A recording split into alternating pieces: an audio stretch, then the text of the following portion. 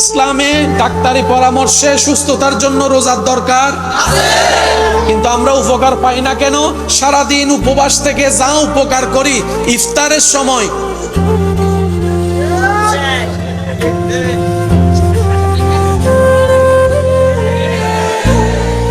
আমি কি বুঝাতে পারতেছি? এবার বলেন, পেটের ভিতরে কিছু পোকা আছে না নাই? এখন আপনি যখন রমজানের মধ্যে রোজা রেখে যখন আপনি খাবার খান না, তখন ওই পোকাগুলোর ক্ষুধা লাগে। তখন কি করে?